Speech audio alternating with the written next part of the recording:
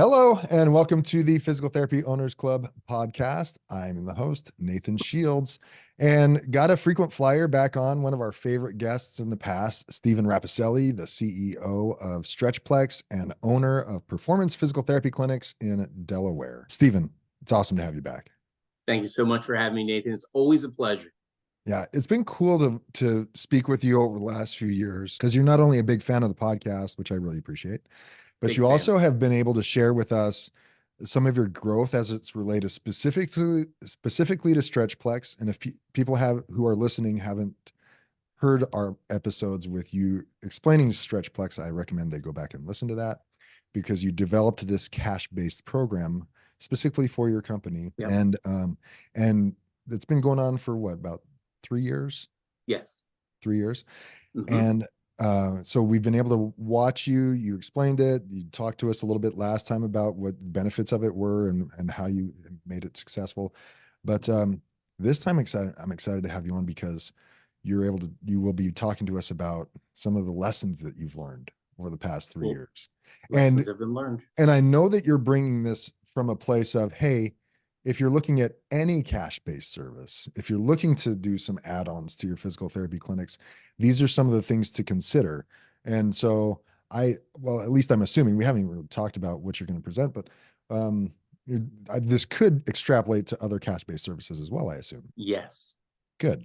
Now, So let's talk about it, man. Let's talk about, let's give people a little bit of an idea. Just give them a 1-minute summary of what got you into StretchPlex, your cash-based service, and then we can get into some of the lessons you've learned over the last 3 years. I want to start with the early days of aviation.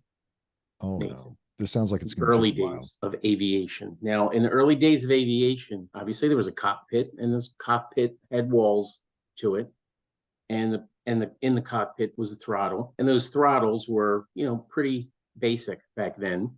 It was basically a stick with a ball at the end of it, and to go faster, you would, push the throttle forward.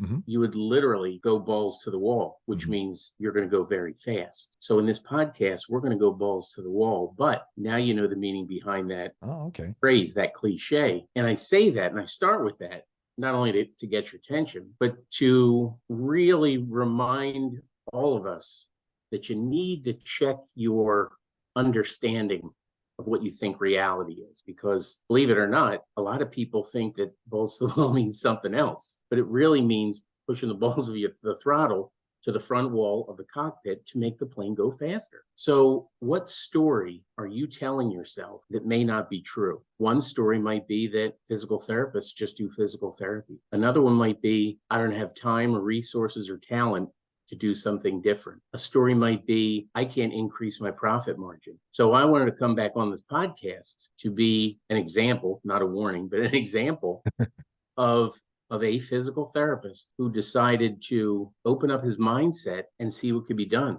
Mm-hmm. And I've proven that it can be done by physical therapists. Mm-hmm. Right. And as you know, I like to make fun of us a little bit as physical therapists, and I can because I'm a physical therapist. So I have every right to make fun of us.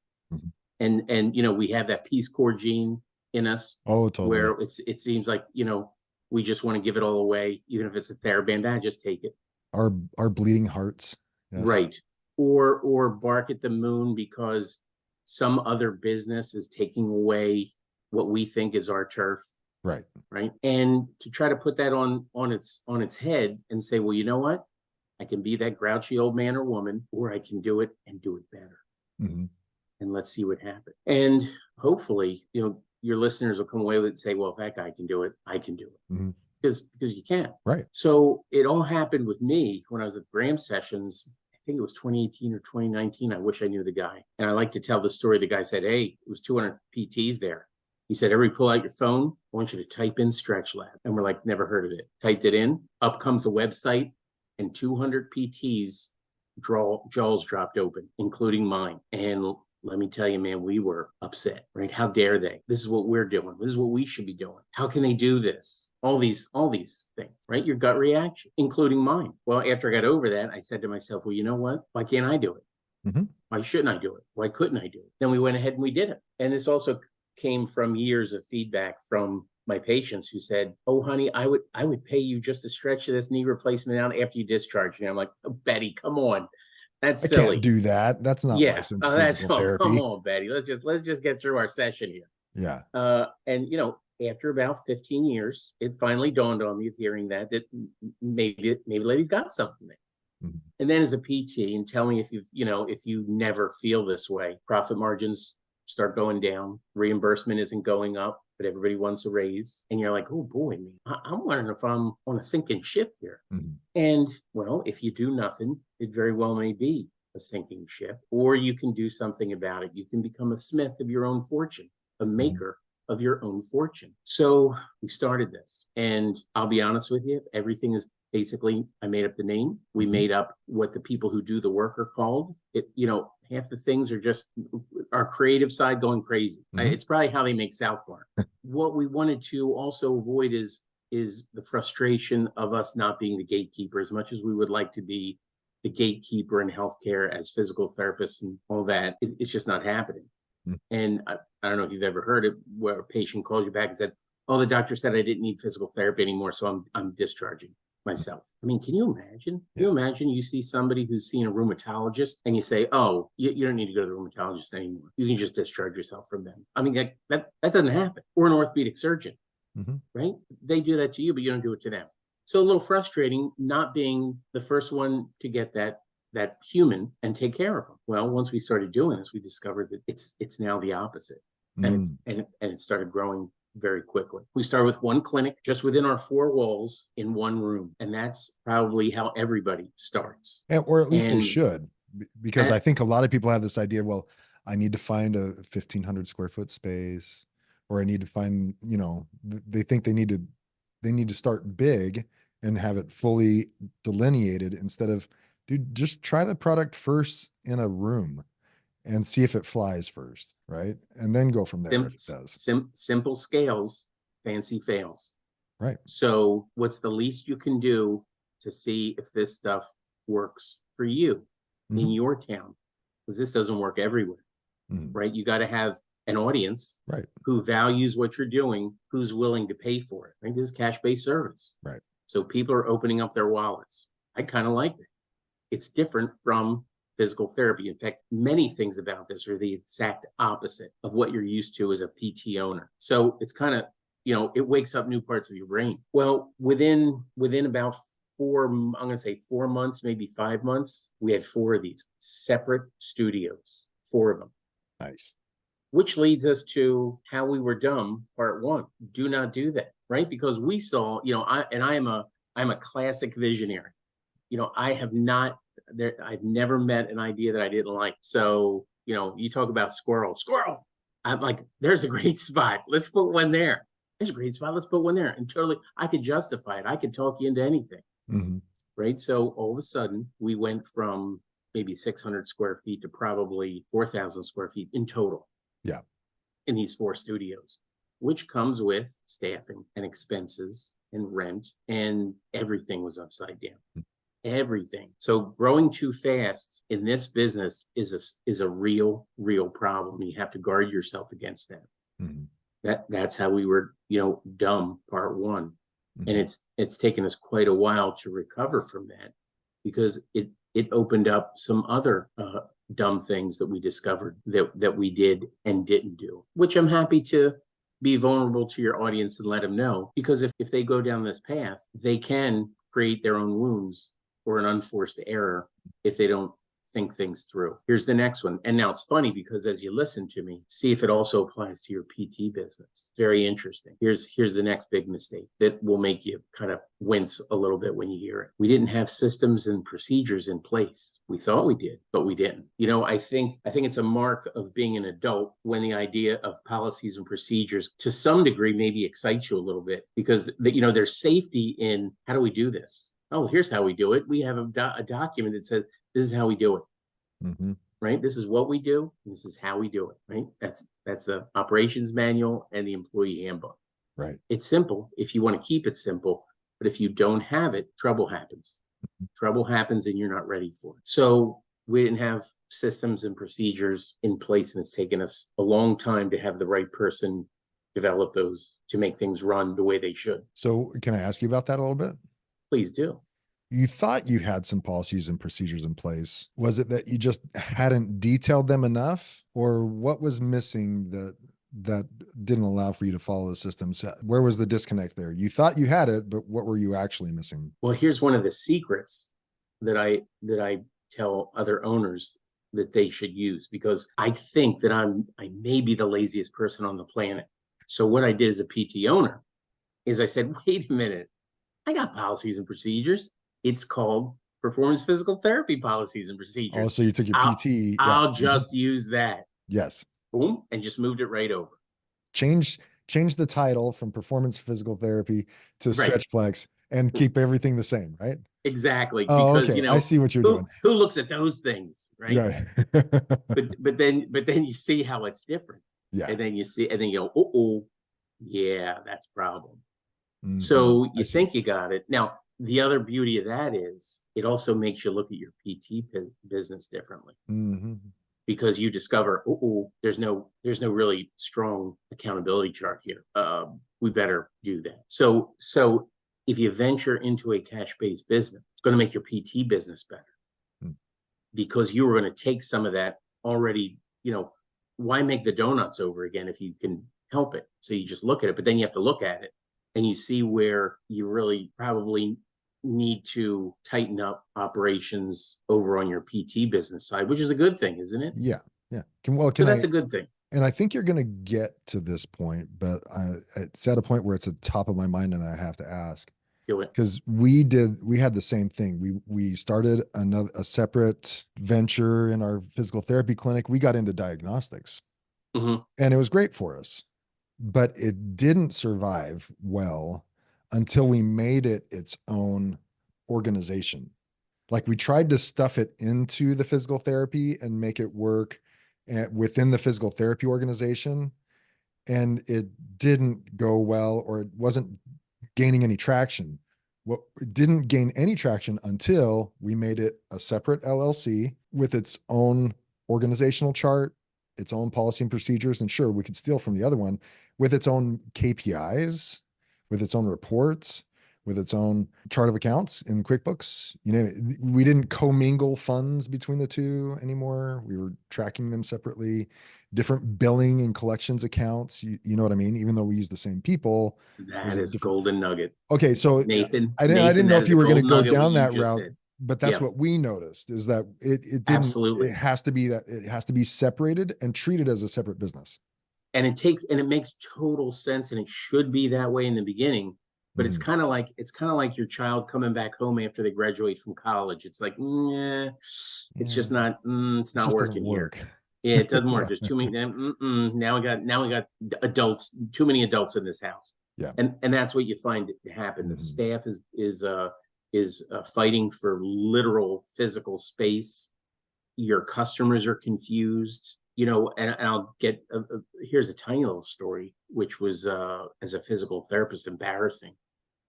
We had somebody who wouldn't come to the stretching because it was in a PT clinic, and they had been to a PT clinic in the past and had a bad experience. And I'm like, oh, wow. Oh, that hurts me in my heart, because you like to think as a PT that everybody does great work and everybody has great experience. Yeah. But there's something that you never thought, that people do have some preconceived ideas of our profession, and that can be a barrier to really free, unrestricted flow of service. Yeah. And if you're not careful, those same employees, if they are pulling double duty for both organizations, they can get distracted. So, and especially if they've caught the vision of this newfangled thing, or maybe they're similar to you in that they get distracted by the shiny new object, which is the new cash-based program, and they're sitting at the front desk. Well, maybe they're letting their authorizations slack a little bit. Maybe they're not making the calls to canceled patients or no-show patients like they used to. because they like this new thing over here. Right. And we're trying to get that. I thought you wanted me to get that up and going and help you out with that. They could get distracted from their true KPIs, which are in the physical therapy organization. Right? That's right. And there's a lot in what you just said. There's a lot to unpack there. You go in a lot of different directions there. And one that I do want to touch base on, because I'm sure that there's some people out there who are, pulling their hair thinking you're just waiting to be sued. And that is, I'm very clear. This is not physical therapy. They're customers. They come to a studio. They're not patients. They don't come to a clinic, right? There's no physical therapist touching somebody. They're separate people, separate. Yeah. And you have to be very clear about that, which is another huge tick in the column for get it out of your clinic as soon as you can and make it separate. Now, I get it. That's a big leap of faith. And I'm talking about step 5. Think about step 1, which is totally fine. But step 1 may not last very long. It actually might only be months before you're like, okay, that's nice. We've had enough. We're leaving now. Yeah. The other part of your statement that is worth noting is that, and I'm talking right now, hopefully, to PT, owners or PTs at least, and that is you have to make a decision what role you're going to play in that new entity. Because it can be a full-time job. So if you think, I'm just going to do this as a side gig, a couple hours a week, we got this one room and it's just going to be fine, and we'll just not divert a lot, not spend a lot on it, and not really, we'll just, Joe is good. He's a PT aide and people seem to like him, and we'll just have him, stretch out Nancy after she's been discharged. You have to be very, very clear in what your role is and what you're going to play in it, because it's a new baby. Right. It's a new baby, and you will be as successful to the degree that you devote some of your bandwidth to make it go. Right. Now, some guys and gals want to be operators. Some want to be owners. Be really clear on which one that you want to do. Because if you're going to be an operator, and I get it, I don't have to do notes anymore. I don't have to worry about insurance. I'm leaving it all behind. It's still going to take up, a significant portion of your time if you're going to operate these services. And it really doesn't matter. Just because I offer, personal training and stretching and compression, I'm talking about anything. It could be chanting, burning incense, and tarot card reading. It's what your people, your customers want. And if they ask for it and you provide it, then you have to be really clear on what your role is going to play and kind of stick to it. Yeah, you want to be really clear. Are you going to be the technician? Are you going to be the person that's doing all the hands-on work? Or are you going to be the owner who hires the technician to do all that work and you're going to oversee? Eventually, you want to work your way out of that technician position to the owner / administrative position, which is the same thing you should be doing in your physical therapy clinics, by the way.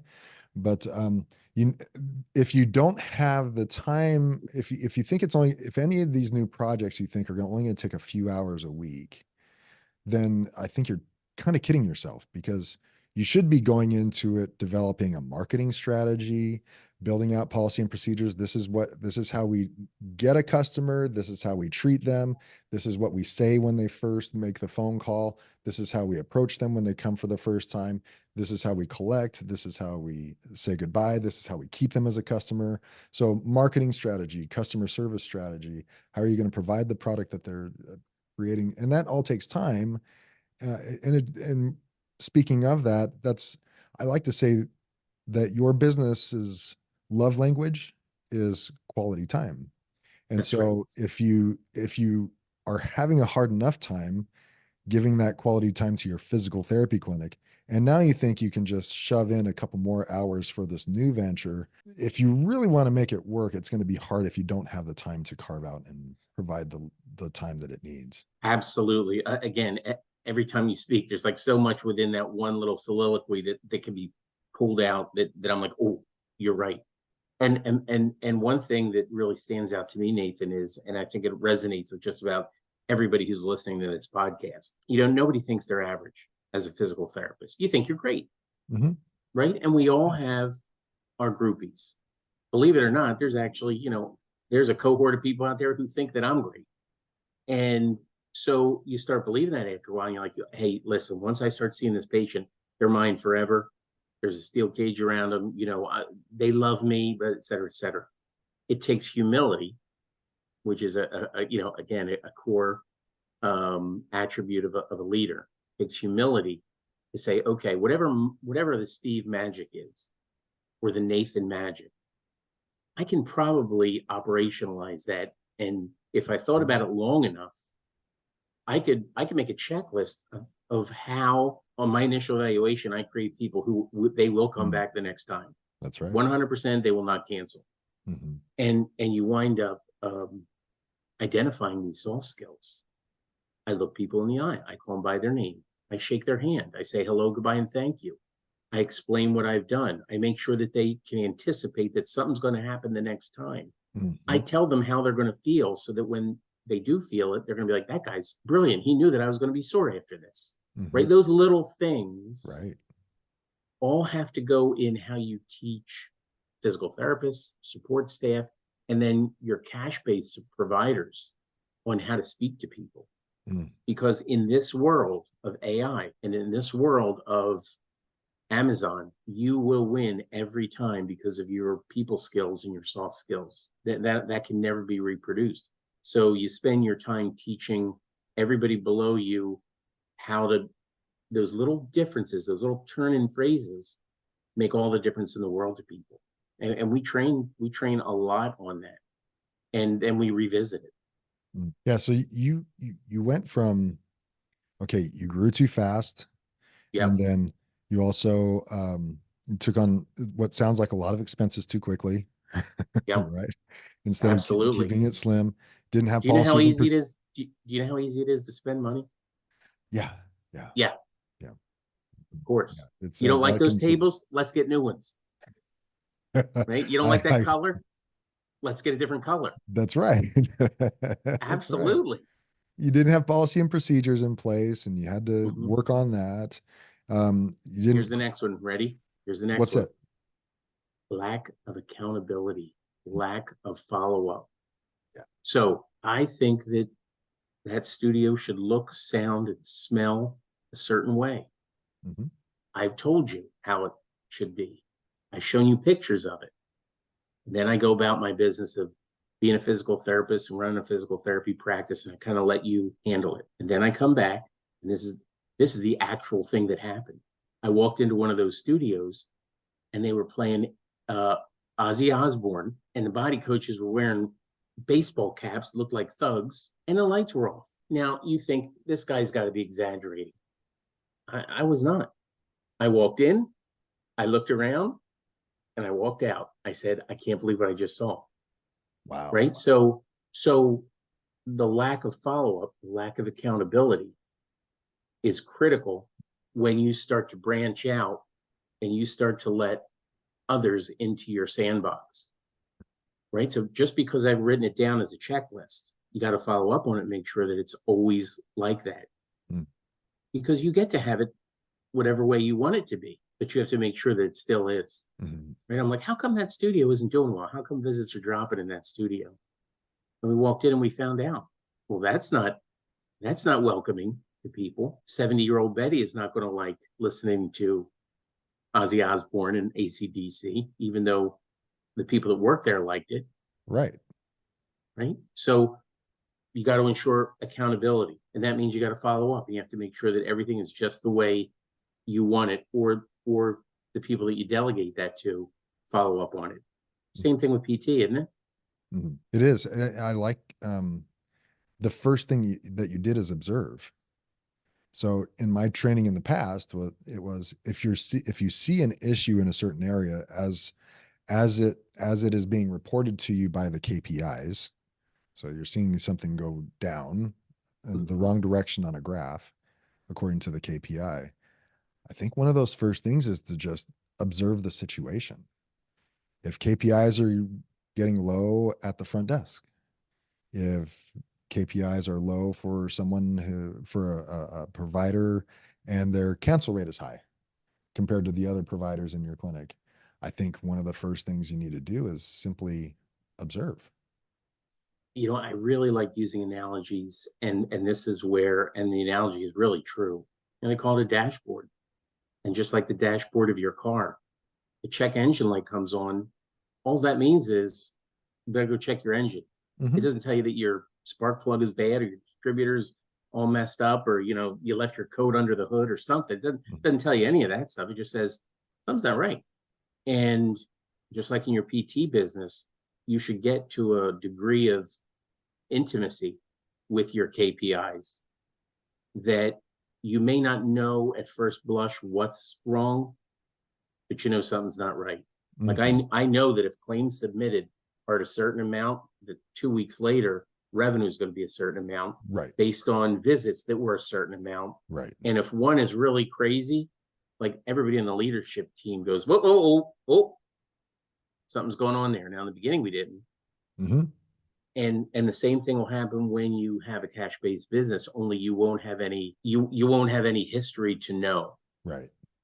Like right now we're at the level of we can predict, and we have it all out: leads, conversion rate, booking rate, follow-up, plan of care booked. We can see it the whole way, and we know when any one of those, but you won't know initially. On the cash-based side, it's real simple. In the beginning, it's, do I have more money at the end of the month than I did in the beginning of the month? And that's okay.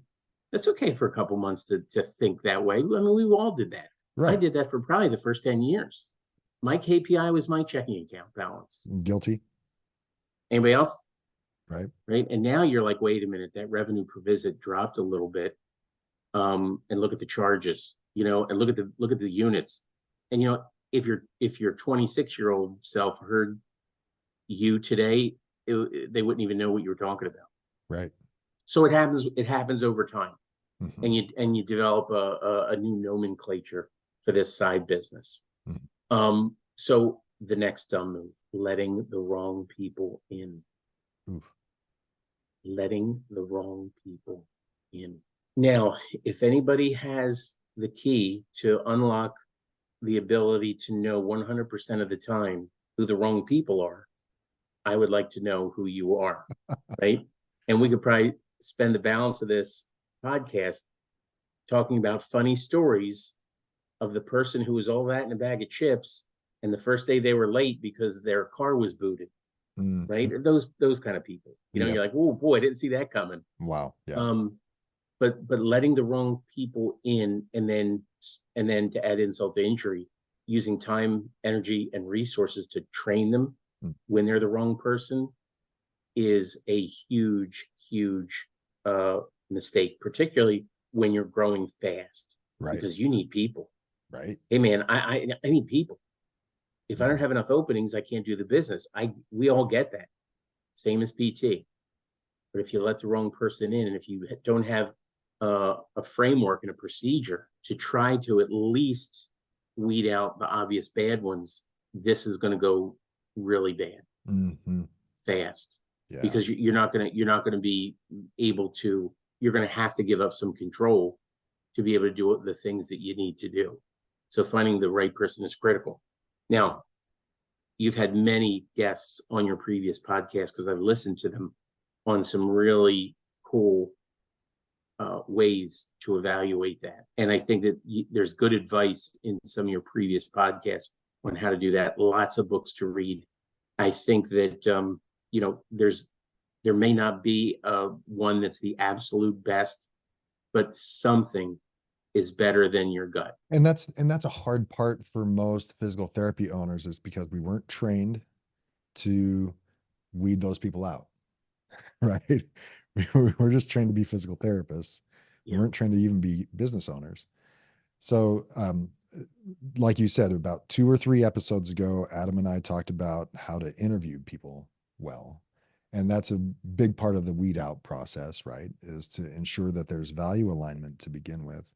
The shadowing process is, I'm a huge believer in job shadows for at least a couple of hours at a time. Yes. That helps weed people out. References are huge, of course. And that is something that just has to be learned, because otherwise our interviews devolve into, well, tell me a little bit about yourself and what makes you great and why are you excited about physical therapy, without getting to the nuts and bolts of, are they aligned with you or not, right? Yeah. One data point can have a slope in any direction, right? So having other people other than yourself be part of that sourcing process is helpful. And then compare notes. Hey, did you see that? Did you see when it's written? Did you get the same thing? Oh, no, I didn't. Or yes, I did. So just having somebody else is helpful, right? And then different platforms. You know, we use online, we use phone, we use in person, and we use, like you said, hands-on. You know, those are 4 different data points that help you come to the conclusion whether the person gets it, wants it, and has capacity for it. I love the stuff that you're bringing up, because it's fully applicable to a physical therapy clinic, right? Oh, yes. I mean, well, all the stuff that we're talking about is the exact same thing when it comes to opening up a PT clinic. Yeah. You just got to recognize that you've got to do all that over again for a cash-based business. You can't just think that you're past it now and I can open up this cash-based business because it's a great idea. That's right. Start from square one. Yes, the laws of gravity still apply. You know, if you step off the balcony, you will drop. There's no doubt about it. So you can't forget that. And then the final, because I can keep going here. I think the final big, I'm not going to call it dumb mistake because we didn't commit this, but I'm going to reverse it. The best thing that we did, no doubt about it. Coaching. Coaching. Tiger Woods as a coach. Why the heck would that guy need a coach? It's Tiger Woods. I need a coach. You need a coach. Everybody needs a coach, right? So, and what you want to do, and I'll quote my buddy Alex Hormozy, who I love, get a coach from the person who's 2 or 3 steps above you, who's done it.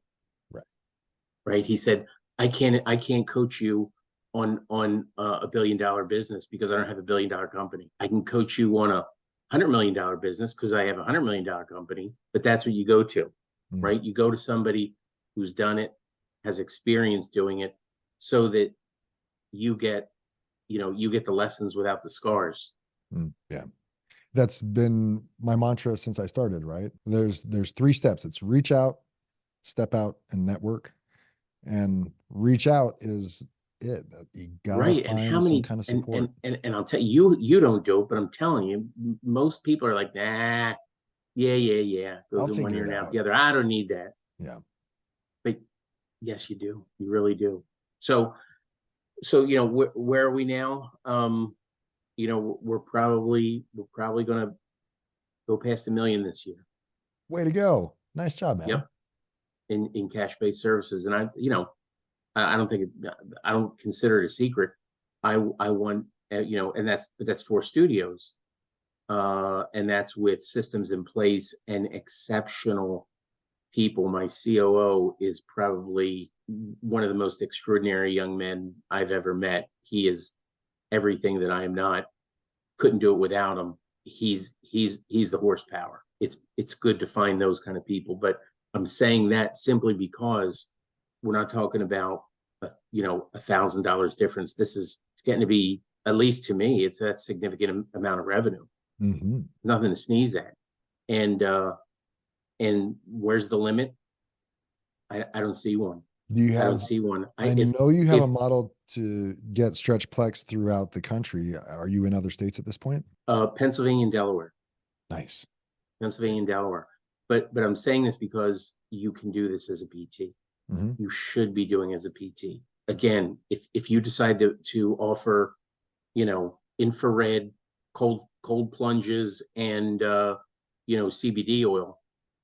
Now I know, I get it. There's people who are like, that is an affront to my professional sensibilities, and it's totally unethical. You can say that all you want. You can say it all you want, but I'm going to still be here, right? I went to get my car washed, and I'm looking at the display inside the car wash. They're selling CBD oil. Now, why do they do that? Why do they have if somebody is not appropriate to sell CBD oil, it should be a car wash, for God's sakes. And I'm worried that I shouldn't be selling TheraBand, or I shouldn't be selling a pillow. Right? There might still be people like that, but again, I'm also going to offer the services that my people want me to sell to them, and I want to try to make it as valuable as possible that solves a problem that they have. And part of the problem that we have as physical therapists is there sure is a lot of obstacles to get to us. Right? A lot of obstacles to get to us, whether it's insurance, the doctor, the paperwork, the blah, blah, blah, blah. I'm sorry, again, I'm a PT, so I can say it. Yeah. But the business that solves the problem with as little friction as possible to the customer wins. So that lady who looks good in a bathing suit on Facebook and that's selling her exercise regimen for $800, and she doesn't know what an iliopsoas is versus a tensor fasciolata, she doesn't care. Right? Neither do the buyers. That's right. She wins. Right. So again, I just want everybody to think about opening up your mind. Think about saying, hey, listen, I got like a built-in advantage here. I have a built-in advantage. As a physical therapist, are you kidding me? Yeah. And I see people coming into these studios. One guy said, I overheard him say, I'm getting a double hip replacement in a month. So I came here before I was getting my hips replaced. Then I'm going to come back afterwards. And I'm like, I'm like, that's great that you're here before. Fine. I think after you get your double hip replacement, you should probably see a physical therapist. Oh, by the way, yeah, I happen to have a great one. Right. I just won. I just won. Right. You're the first person that they get, and you have a good experience with them, you have a relationship with them, they're not going to go anywhere else but your PT place. Why would you do that? What are some other cash-based services that you've seen that you've been impressed with? Like there are some out there that I'm like, I don't know about that. I don't know about that. As you've looked at it, are there some that you're like, that could fly, or that's really cool? Well, not to be crude, but there's a butt for every seat. There's people who, and you see it on your Facebook feed or your social media feed, that there's people who they love infrared, they love sauna, they love cold, they love, now me personally, I don't want anybody taking their clothes off. I don't want anybody getting wet. I don't want any of that. I'm nope, none of that. And in fact, that's what one of our customers said. They said, when I get stretched out, it's like a massage, but I can come in during the day because I'm not going to get all messed up and I have to change and shower. If I leave my clothes on and just stretch around, it's just like a massage. I went, you just gave me a tagline. Thank you so much. I just listen to the customers. Yeah. So I think that there's great potential in those kind of things because there are people who really like that. Now, it's not going to work in I don't know, I'm going to probably get in trouble for saying, it's probably not going to work in the hills of, remote Kentucky somewhere, just because that there's, you gotta be where the people are who are ready, willing, and able to pay for that kind of service. Right. Gotcha. Cool. Well, what do you see? Do you see this becoming, so Stretch Labs for a time, it got some traction, and I still see it. Do you see it continuing to grow, or do you see branches of it forming? To me, it's absolutely a blue ocean. It is so underserved in all my travels that it's just any physical therapist should be able to do this and dominate their local market. Right. Because you just add one or two elements. And here's how I advocate for small business. We just add one or two combination to our offer, and then we have a unique offer that no one else provides. We do personal training and compression. Well, Stretch Lab doesn't do that. Stretch Zone doesn't do that. So we are totally unique. And it's good to be the only person that does that in your area, because then it's not about price. It's about a valuable service. And then when you have that, you don't have competition. Then it's just a matter of you getting the word out. And as I like to say, if I have a bowl of ice cream All I need to do is take that little scoop and say, would you like a taste of this ice cream? And then it's really that simple. Yeah. And then when they go, oh, I like that ice cream, you go, you want a bowl? That's it. Right. That's it. It's like in physical therapy. You say, do you want to get off the toilet? Well, then I'm going to stretch that knee out after it's replaced. And they're like, yep, I see it. Now, it comes with some pain and all, but it's not quite like ice cream. But Right. they get the solution, right? It's not as fun as ice cream. Not as fun as ice cream, but hey, Yeah. we have great stories to tell as physical therapists. That's right. You want to talk about great stories? Look in your clinics. I mean, there are just people who are they're miracles, and we just need to be better storytellers. That's why I started with a story in the beginning of our podcast to just try to also illustrate that. Just tell a good story, you have it, and then you can tell it more with your cash-based services. And why wouldn't they do it? It's like selling a hamburger and not selling the French fries. Right. I'm okay selling the French fries. And if you want to tell somebody to go to, down the street to get French fries separately, you keep doing that and I'll keep selling the French fries. How about that? Why not? Well, thanks for so much for your time, man. So yeah, absolutely. It's fun to talk about this. More than happy to talk about all my mistakes. If anybody wants to reach out to me, they can certainly email me. It's simple to remember my name. It's like Wrap It Up and Sell It. Steve Rapposelli. Get it, Rapposelli. Wrap It Up and Sell It. Just Google search it. You'll find me sooner or later. A lot of people reach out and ask questions. Happy to do that. I even have some checklists that I could email them about, evaluate whether their business is good for this or not, because not all businesses are meant to do this, and not all owners should do it. Not all owners should do it. You're right. You got to be the right framework. You got to be the right person. You got to be ready to go. That's right. And happy to help people. So, sometimes I tell people don't do it. And some people I'm like, oh, this is going to be a ride for you. Yeah, I would imagine that those who it's not a good fit for are relatively new owners that are still trying to build their first company, their first clinic, right? Yeah. Don't get distracted. Absolutely. Focus on your clinic, dude. I know you want to increase your average reimbursement rate, but focus on getting solid policies and procedures in one clinic first. Then we can talk about some other things. Yeah. Wait, and that's valuable to come to that realization. Right. And that's where your coach comes in. Put the brakes on. Cool. Thank you so much for your time, dude. Thank you so much for having me on. It's a pleasure. And again, nothing but respect for the quality of your podcasts. I always appreciate you having you on. I appreciate you sharing and being a little bit vulnerable. Everyone else can take a lesson from it as well. Absolutely. Sometimes I'm an example. Sometimes I'm a warning. All right. Thanks, Stephen. All right. Peace.